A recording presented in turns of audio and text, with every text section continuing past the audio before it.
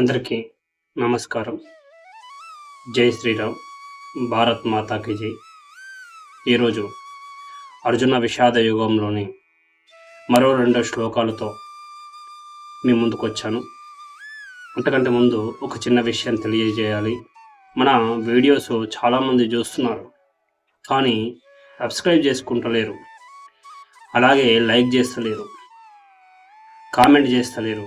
కాబట్టి అందరూ సబ్స్క్రైబ్ చేసుకొని బెల్ సింబల్ ఆల్లో పెట్టుకొని అందరూ లైక్ చేసుకుంటే నాకు ఒక మోటివేషన్ వస్తుంది, కామెంట్ చేసి షేర్ చేస్తారని భావిస్తూ ఈ వీడియోకు 100 లైక్స్ టార్గెట్గా ఇస్తున్నాను.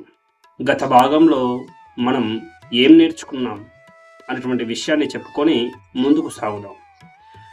ఏం చెప్పుకున్నామంటే, గత భాగంలో ధృతరాష్ట్రుడు సంజయునితో ఏమడిగాడు అంటే, ధర్మక్షేత్రే కురుక్షేత్రే సమావేత యుయోత్సవ మామకాహ పాండవశ్చైవ కిమకుర్వత సంజయ అని అడిగాడు.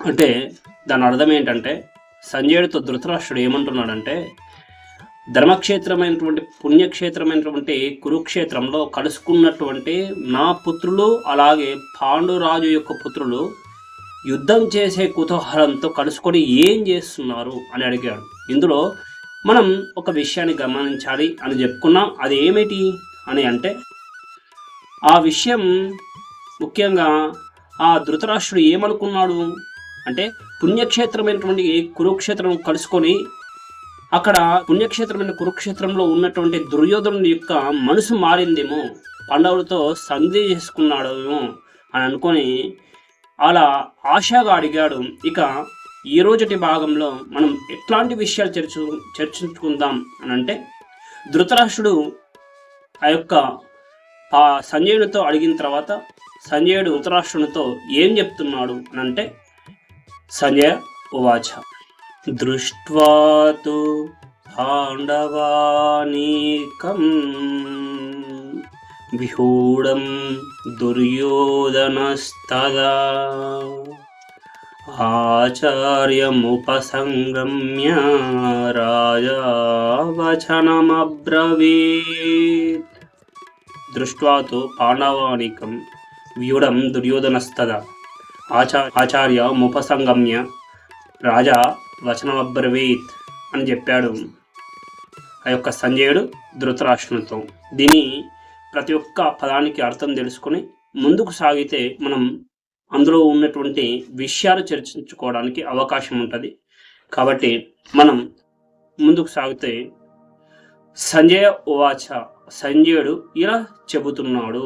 తదా అప్పుడు రాజగు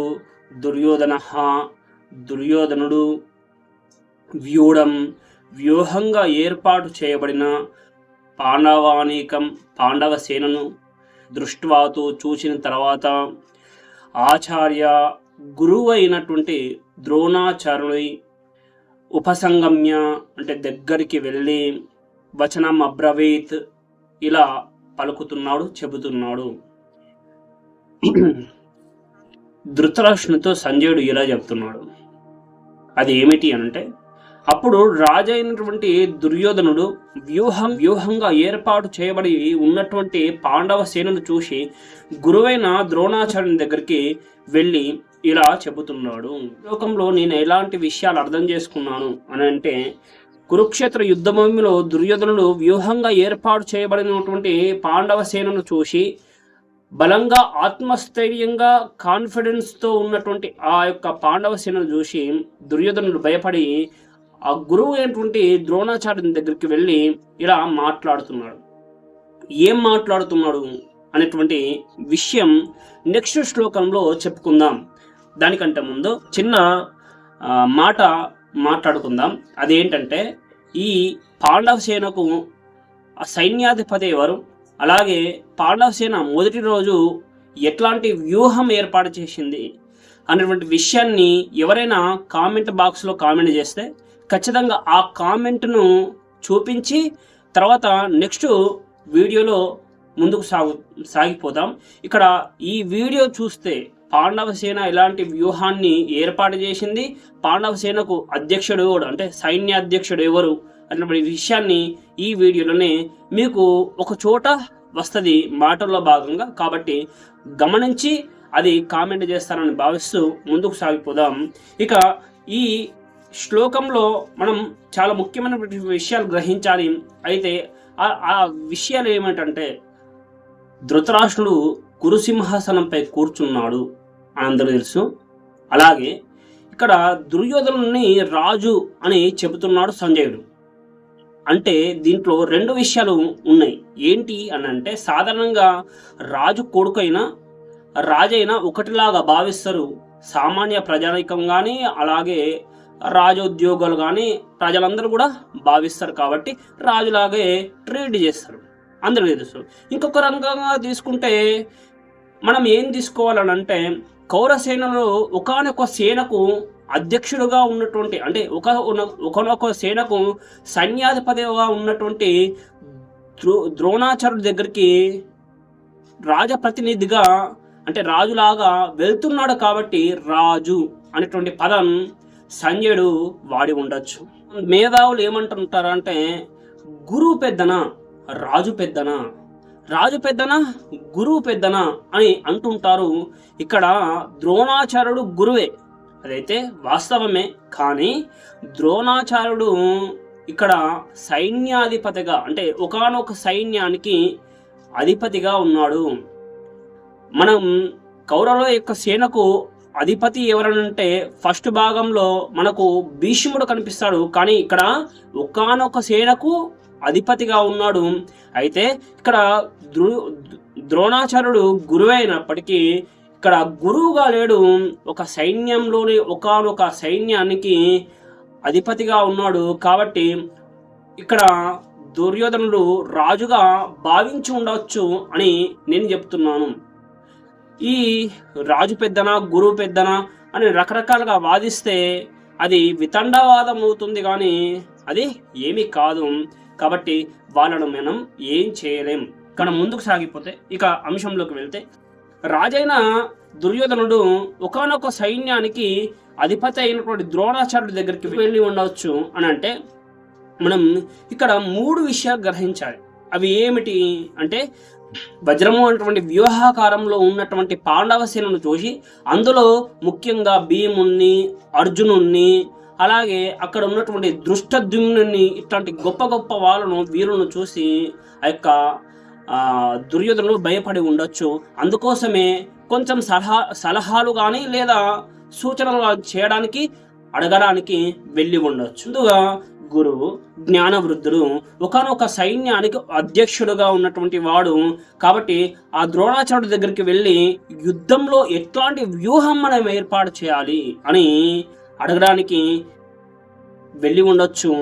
తర్వాత మనం ఇందులో ఇంకొక చిన్న విషయాన్ని గ్రహించాలి. ఏంటంటే గురువు అయినటువంటి ద్రోణాచార్యుడి దగ్గరికి వెళ్ళి అలా అడగడానికి దుర్యోధనుడి యొక్క బాధ్యతగా భావించి ఉండవచ్చు. కాబట్టి అది ఒక విషయంగా గ్రహించాలి. ఇక మూడో విషయం ఏమిటంటే గురువైన సైన్యాధిపతి అయినటువంటి ద్రోణాచార్యునికి ఏదో రకంగా మంచి చేసుకొని పాండవుల పక్షం పైన కోపాన్ని రగిలించి సైన్యాన్ని అంటే పాండవ సైన్యాన్ని నాశనం చేయడానికి పురుగులు పడడానికి వెళ్ళి ఉండవచ్చు. ద్రోణాచార్యుని మచ్చిక చేసుకొని పాండవులను నాశనం చేయడానికి ఆ యొక్క తన స్వార్థాన్ని తన గెలుపును సాధించుకోవడానికి అలా మాట్లాడడానికి వెళ్ళి ఉండవచ్చు. ఇవి మూడు విషయాలు మనం ఇందులో గ్రహించవలసినటువంటి విషయాలు. ఇక మనం ఏం మాట్లాడుకున్నాం ఫస్ట్ విషయంలో అని అంటే దుర్యోధనుడు భయపడి ఉండవచ్చు అనేటువంటి విషయాన్ని మాట్లాడుకున్నాం. అంటే ఇక్కడ భయపడి ఉండవచ్చు అని ఎందుకన్నానంటే పాండవుల యొక్క సేన ఎంత పెద్దది అని అంటే 7 అక్షౌహిణుల సేన. అలాగే కౌరవుల యొక్క సేన ఎంత పెద్దది అంటే 11 అక్షౌహిణుల సేన.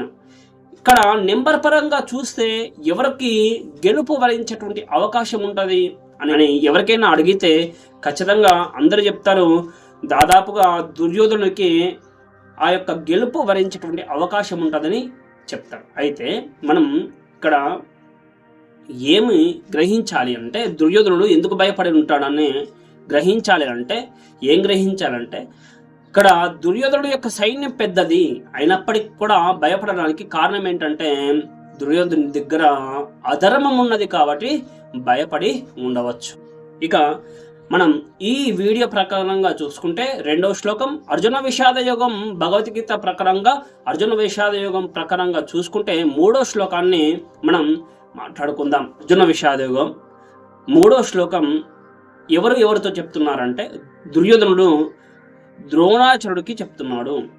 ఏమని చెప్తున్నాడంటే, అర్జున విషాద యోగం మూడో శ్లోకం దుర్యోధనుడు ద్రోణాచార్యుడికి ఏం చెప్తున్నాడు అంటే, పశ్యైతం పాండుపుత్రేణ ఆచార్య మహతిం చముం వ్యూఢ ద్రుపదపుత్రేణ తవ శిష్యేన ధీమత అని చెబుతున్నాడు. అంటే పశ్యైతం పాండుపుత్రేణ ఆచార్య మహతిం చముం వ్యూఢ ద్రుపదపుత్రేణ తవ శిష్యేన ధీమత అని అంటున్నాడు.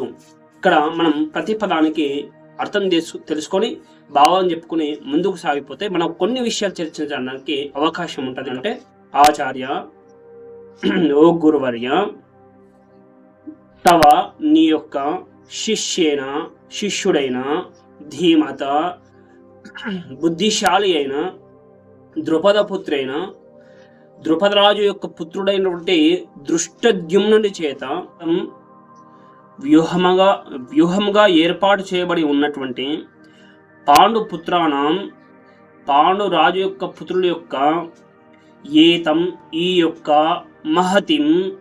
మహతిం అంటే గొప్పదైన, చముం అంటే సేనను, పశ్య చూడుము అని అంటున్నాడు.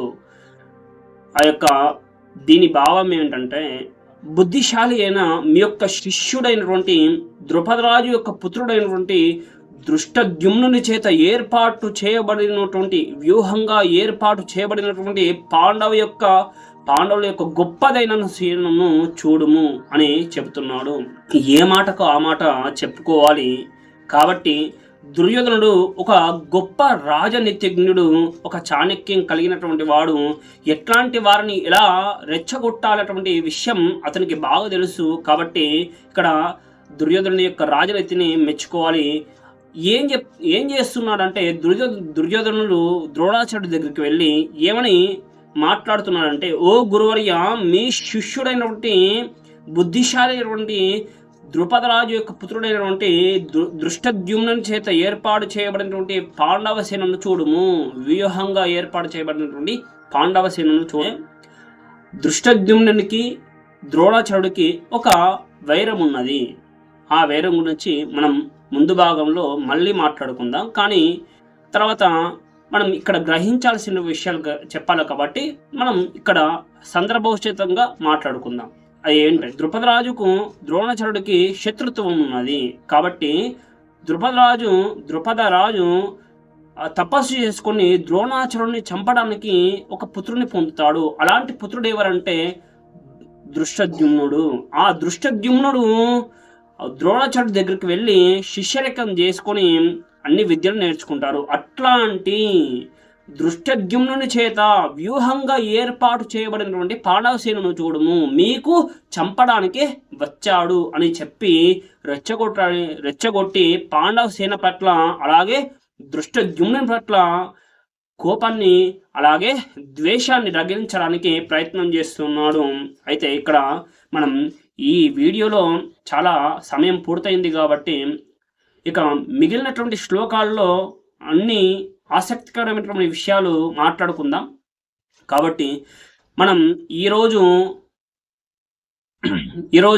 పాండవ సేనకు సైన్యాధిపతి ఎవరు, అలాగే పాండవ సేన ఎలాంటి వ్యూహాన్ని ఏర్పాటు చేసింది మొదటి రోజు అని అడిగినాం.